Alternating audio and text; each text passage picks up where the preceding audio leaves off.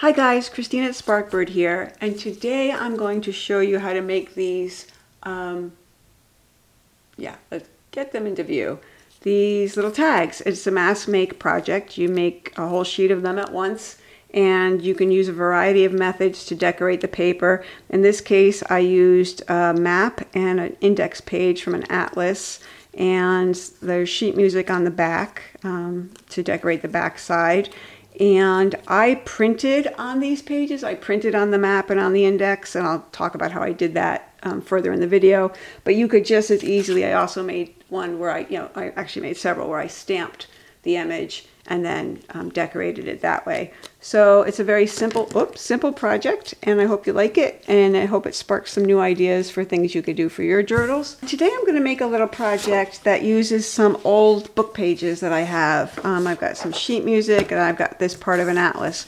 And what I've done is on the other side, I've actually printed on this paper. Now you could just stamp, you could just use a regular stamp and do something similar. What I did is I printed on it, and to be honest, I printed on it multiple times. So first I printed the letters, and then it was similar to this, but different because they were tilted here and they're not tilted here. But I printed the letters, and then I printed the flowers, and I printed them each multiple times. So I printed the letters, I think, twice, and then the flowers twice, and then the letters again.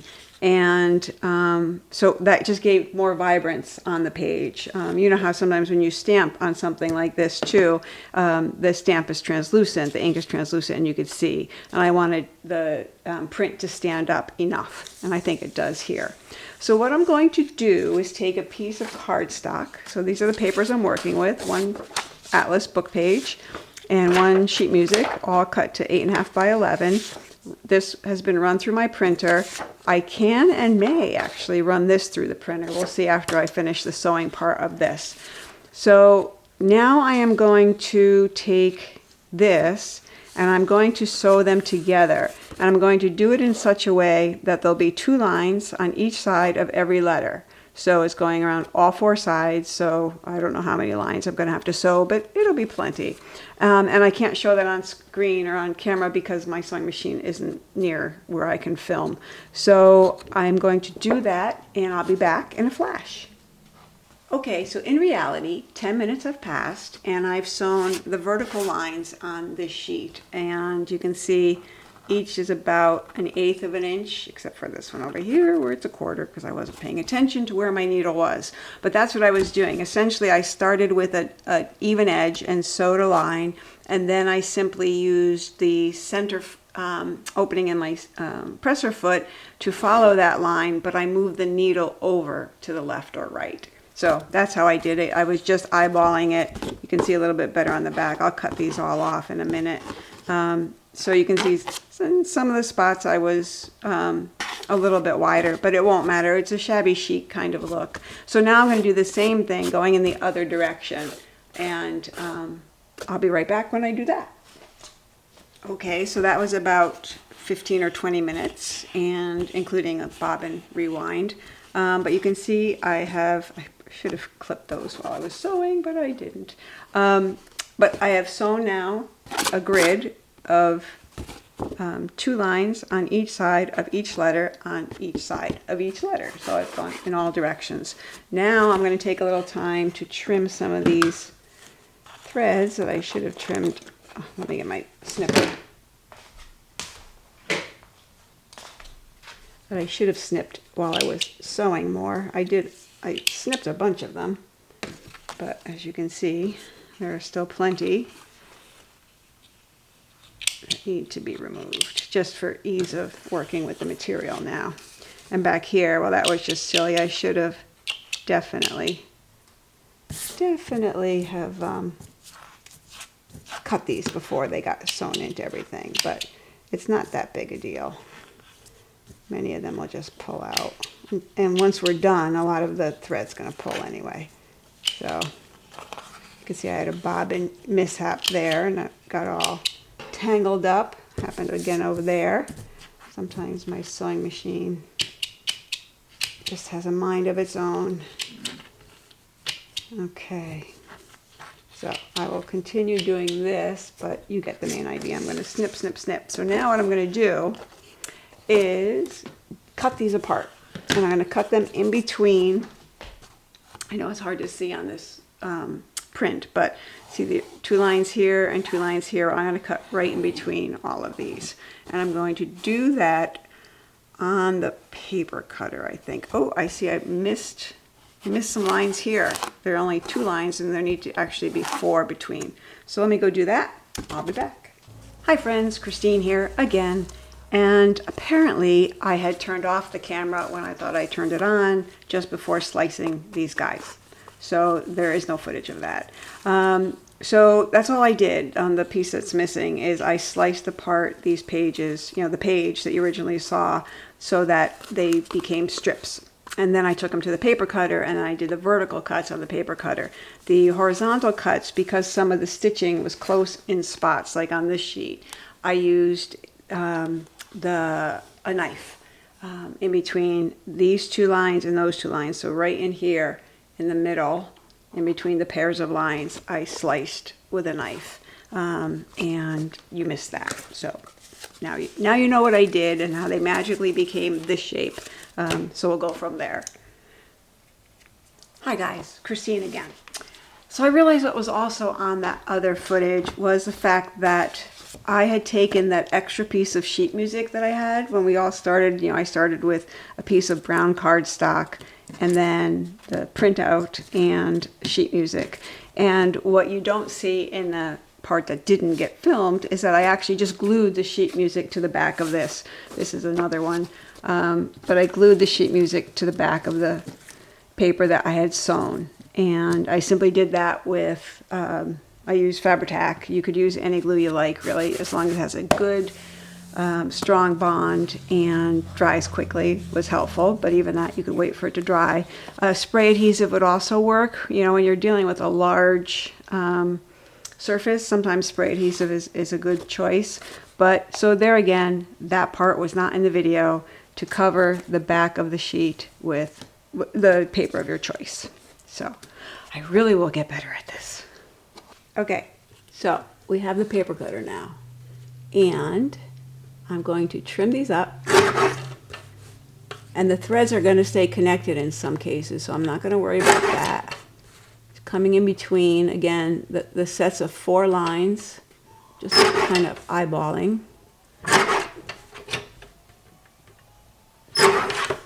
Oh, that was very close too. Okay, so let's grab one of these, and this is what we're going to do. We're going to be perforating off the edges.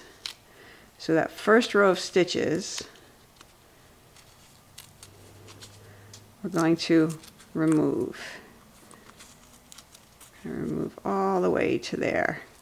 And this way, by having done 2 lines of stitching, the fact that it may come undone as we tear away the paper, that second interior row of stitching will keep everything together. Okay, so there we go.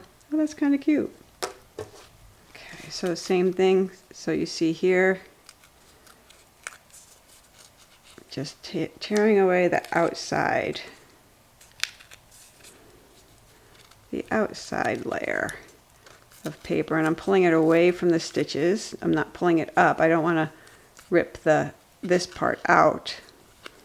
So some of these are really tight. I'm going to have to come in here with a knife or tweezers to grab some of these papers. I should have spaced the numbers and letters more vertically than I did. I tried to get a lot on a page. So there's 2. There's another one. Yeah, that one's really tight. That one might not come off that way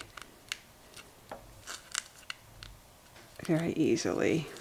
So in some of these I'm going to leave, some of them I'm going to remove in terms of this space in here.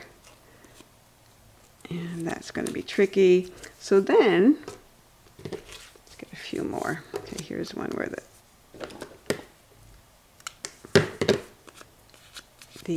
strings did not cut.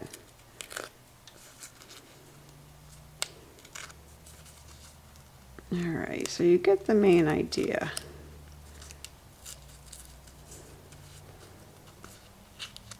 And again, some of these parts are really, really skinny. So we'll just leave it for now. That's okay. So now I want my corner chomper.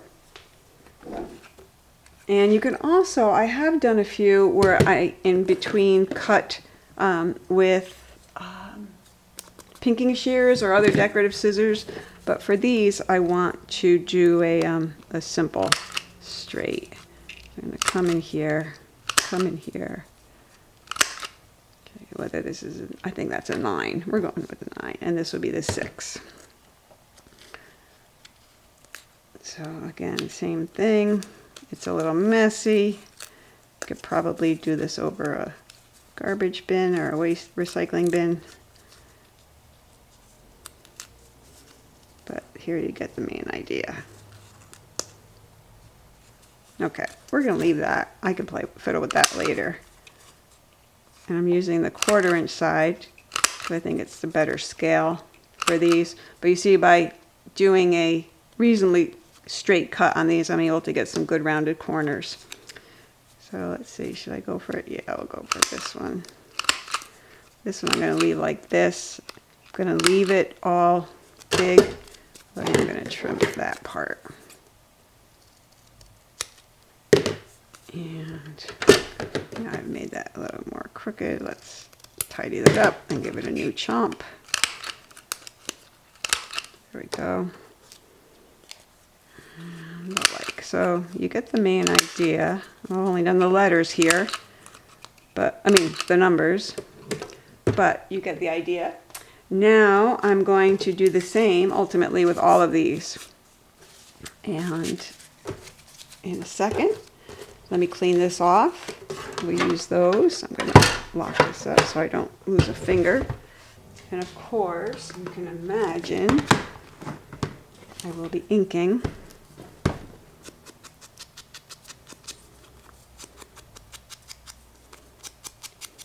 On all sides, and that's a little bit needs trimming that right there. Stay in its lane. Okay. So today the bluebirds are establishing their home in our nest box. I have a camera in there I installed about 5 years ago, so I watch the goings on. And bluebirds are my spark birds. They're the ones that got me into birding. So I have a special place in my heart for them. And today they're having to deal with house sparrows who also want the same house. We have 3 houses up, and they have to all fight for who gets which house, and sometimes it goes well. The bluebirds usually do win. They're pretty tenacious. And frankly, I kind of shoo off the house sparrows sometimes. If I'm out there and see them. The other problem is we've had a hawk, a red-tailed hawk, sitting on actually our sculpture. We have a small sculpture garden near my studio, and I have a very tall sculpture in there, and the hawk has decided that's its new favorite perch, which is very bad for things like small birds, because given enough, I don't know, initiation, the hawk will eat small birds, as will kestrels and other fine feathered friends. So now we are going to do a couple things here. I think for this guy, I'm going to put the grommet right there. Let's see, what color? This color is nice. What do we think? Yeah, that's good. Okay, so now I'm gonna make this big hole, and I can never judge where this hole is gonna go, and it's often never where I expect. But we'll go with that. That works. And now I'm gonna stick the grommet in there, assuming it cooperates. There we go. And again, I could be doing this in mass and in production and actually do all the holes. And that's probably what I'll do. is now go and do the holes for each one, and then I'll come in and do the grommets for each one. So instead of boring you with that, I'll be back. So I've cut up a little bit, a few more, and now I'm doing the corners of some of them. And I really like sort of that messy shabbiness to them. And then I'm going to ink them and continue grommeting. And there's another punch that's good for this. Let me grab it. So this punch is kind of cute. It makes a slot, and we could use that to punch. Oh, I didn't do this one yet. So again, I'm simply, just a recap, pulling away, because you know when we sewed the printout to the cardstock, there was no adhesive. I just held it in place while I sewed, and after a few stitches, it was perfectly held in place. And the other thing is, I did not tack any of the ends of my stitch lines. I just started and kept going and stopped. I didn't do the reverse stitching to anchor the stitches. It's not necessary, since all of that gets cut off anyway. And yeah, it's just one step you don't need to bother with. So let's do this, and maybe for this one we'll use this chomper. And I probably don't want to go into those stitches though. So this may not be enough room here. We'll see. We'll give it a go. Yeah, that worked. So then there's a different kind of tag. You can see it has a different look than, say, our little guys here with the grommets. It won't come into focus. There we go. So two very different shapes. And you could do all sorts of other things with these. You could glue them to things. You could use them in collage. But it was an easy way, or I shouldn't say easy way, it was a way to get multiple. So I'm not going to cut all these right now, but I'll do them later at my leisure. And here you go. That's what it is. Just these cute little tags that you can use for all sorts of purposes. I use numbers and letters. Again, these could have been stamped art. Yeah, I have actually somewhere I did do some. I'll show you.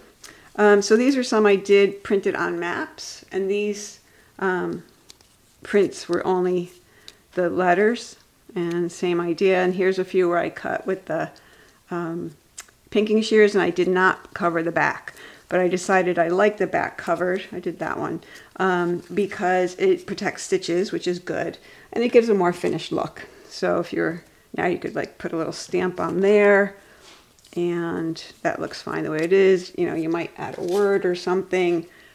There's a lot of things you could do with it. But these were some that I did just with tearing and sewing. Same idea. I took one sheet of paper, there was a map, and I just stamped a bunch of things on it and then just sewed randomly. Here I was not as careful. I mean, I didn't do the double stitching. I actually pulled the stitches to near the stitch line. Pull the paper to near the stitch line, but left it on in spots. So that's just another thing that you can do, but just to show you that the same thing can be done with stamps. You don't have to do a printout like I did. I am going to make my printout available though, so that you can print on anything you like. And I'm not sure where I'm going to put it yet, but it'll be in the notes for this video. So anyway, that's all. There was just a quick little thing this morning that I thought I needed some tags, and now I have them, and I am happy. Have a great day.